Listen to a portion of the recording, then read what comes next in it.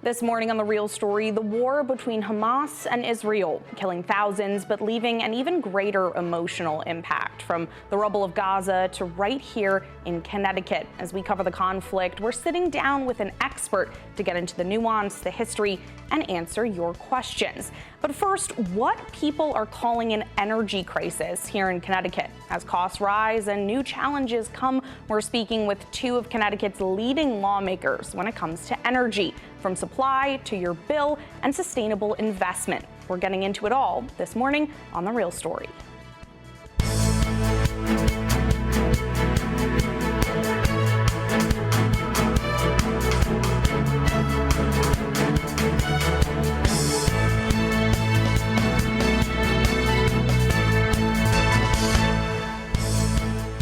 Good morning, and thanks for joining us on The Real Story. I'm Emma Wolforst. We've been closely covering what many are calling an energy crisis in Connecticut, from infrastructure to your rates. Joining us now to break it all down, Republican Senator and Ranking Member on the Energy and Technology Committee, Ryan Fazio, and Democratic Chair of the same committee, Senator Norm Needleman. Thank you both so much for being here. Thanks for having us. Thank you. Of course. So we know Connecticut has some of the highest energy costs in the country, and several of the companies are asking for even higher rates. They're asking for some hikes, but the state has denied them.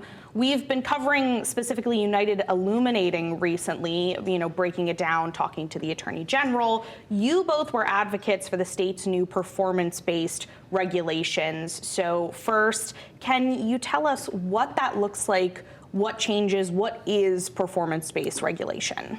Well, first of all, I just want to extend prayers to everyone who was negatively affected by the terrorist attacks in Israel. I think everyone's prayers and support across Connecticut is extended towards them. As you said, Connecticut suffers from some of the highest electricity costs in the entire country, but also we want to make sure that people are getting adequate service for everything that they pay for. So a couple of years ago, the legislature passed something called performance-based regulation that Senator Needleman was integral in writing and designing, and it's an ongoing docket before PURA. And basically the concept is you shouldn't just have to pay for cost of service, but you should be able to pay for performance. So if the utilities fail at providing you an adequate level of service, they should see their recovery reduced. At the same time, if they do a good job, they should be able to receive a higher rate of recovery. Therefore, we're just not incentivizing our utilities to spend more money, but also to provide the best quality of service to our consumers possible. Right. Anything to add in there? Yeah, no, I want to reiterate what Senator Fazio said about, as a Jewish American legislator, what's been going on for the last 5 days is enormously agonizing, heartbreaking, and memories come back of the Holocaust and all the people that were lost. And any argument about sympathy for Palestinians, unfortunately, gets overshadowed by the brutality of murdering innocent civilians deliberately. So having friends and family that lives there, my heart goes out to them. And, absolutely. With regard to PBR, performance-based rate making, we did author a bill called Take Back Our Grid several years ago. There were a lot of parts to it. Performance-based rate making was not all of it. And we handed that off to PURA and asked them to write the regulations, and they are working on that now. Those standards hopefully reward good performance with more money and penalize bad performance with less money. And I think that we're leaders in that.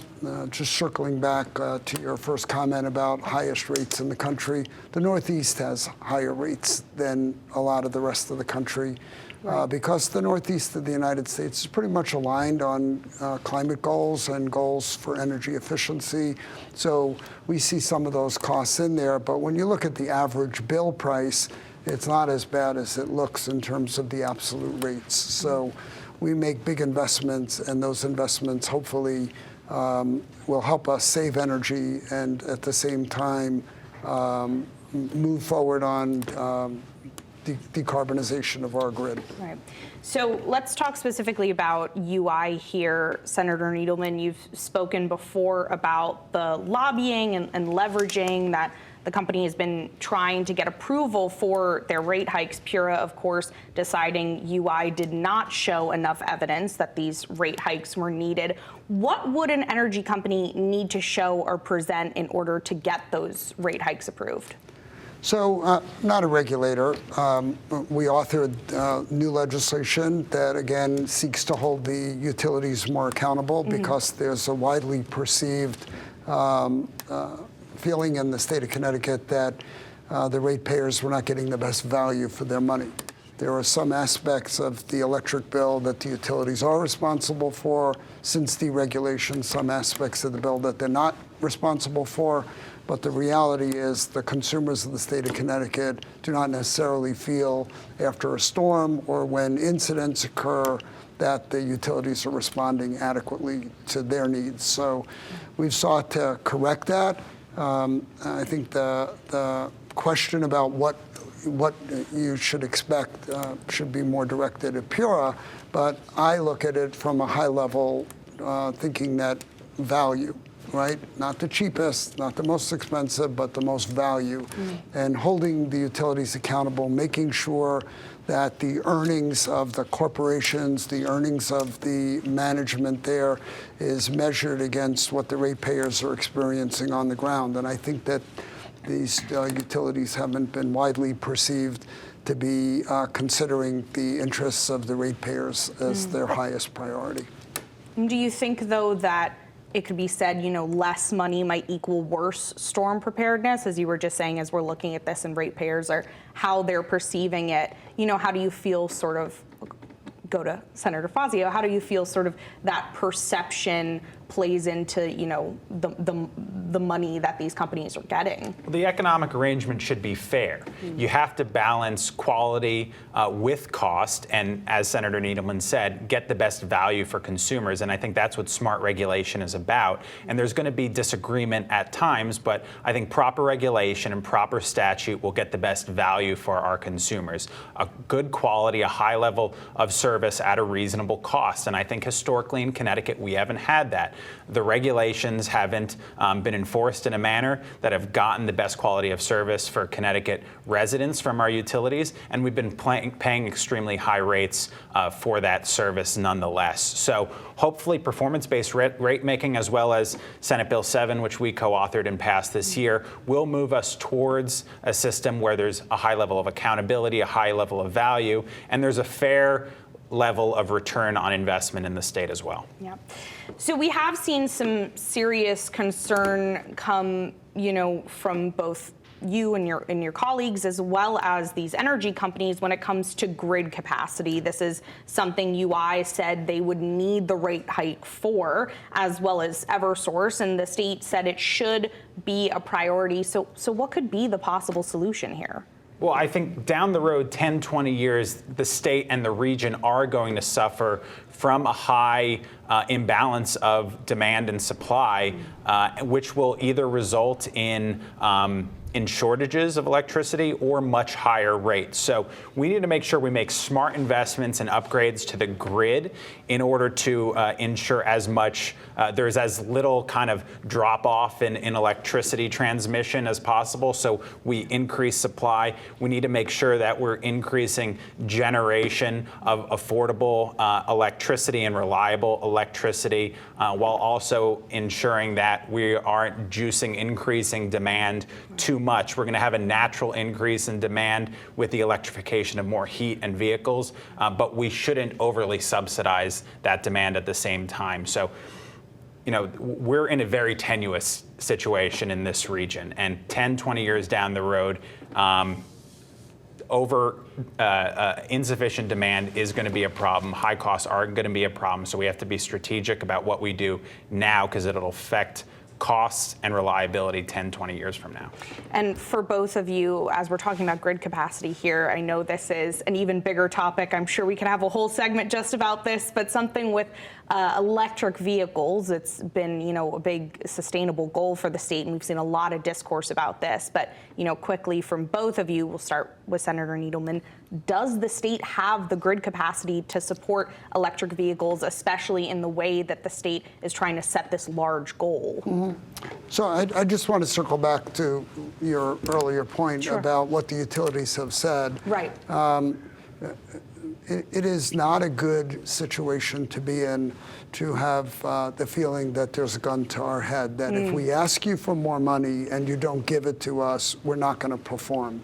I own a business. I supply products to some of the largest retailers in the world, and they would never say that. They have expectations that you should get more out of what you do and improve efficiency. So that's why you have a good regulator in place, to make sure that they get, the three bears, not too much, not too little, just enough. Right.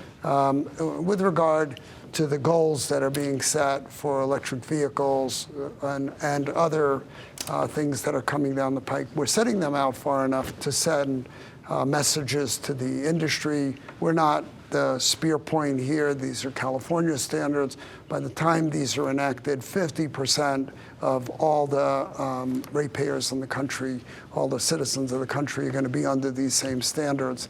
And I'm confident that we will get to where we need to be. But if we don't send the signals to the industry now, we're never going to get there. They need to know the car makers are on board with this, which is, I think, one of the critical things. But there's a lot of work to be done. This is not a switch that you flip on. 12, 13 years, nothing is carved in stone. If we needed to make some adjustments in 2030, we could do that. But right now, I think we're looking at sending signals to the markets and letting people know what our goals are and align them with many, many other states in the country. Yeah. And Senator Fazio, I know a lot of Republicans have kind of raised alarm bells around this, saying we shouldn't have the same regulations as some other states. I know Senator Needleman mentioned California, that Connecticut should have their own sort of goals. Do you think it's enough time? Do you think the grid capacity can support something like this? I don't. First of all, I think electric vehicles are a good thing, and I am rooting for a higher proliferation of them, and I've even supported regulation that will increase the proliferation of electric vehicles in the state. But I think mandating that all new vehicle purchases in 12 years are all electric takes away choice from consumers. It'll increase the cost of buying a car, which is very difficult, especially in a state with such a high cost of living already, where people haven't gotten a raise in many years. But also, it'll add gigawatts of demand to an electric grid, which is going to see a doubling of demand in 25 years anyway, and it just doesn't seem like we're going to have the electrical supply in order to balance supply and demand, which means we're going to have much higher electricity rates, or we're going to have shortages. And so, even though it is 12 years out, I think the heavy-handed characteristic of the measure, coupled with the fact that we're slated to see shortages of electricity 10, 20 years down the road, make it, undeniably a bad decision. We should make our own policy here in Connecticut rather than copying and pasting from a place like California. And with energy supply, you obviously both work to try and lower prices for your constituents, but you also have a lot of insight into these companies and their operations. If we really start to look at these prices, whether it's current costs now or proposed costs in the future, do you feel these high costs are coming from business model, or is it coming from root causes like the cost of the energy supply? We'll start with you. I think it is complicated. I think mostly in the Northeast, we can expect to have higher energy costs than the rest of the country because of our geographical limitations. Right. But I also think there is a role in public policy that has inflated our energy costs generally in the Northeast. At the same time, public policy reforms could help us lower electricity costs in the future. I think some of the bipartisan measures that we adopted in SB 7 will lead us towards lower costs, or at least limit the cost increases, including I think the smarter regulation, as well as reforming the renewable portfolio standard to incorporate more hydro and nuclear into our energy portfolio. Okay. So there is a role for better policy. I think Connecticut with reforms can have better policy and lower costs.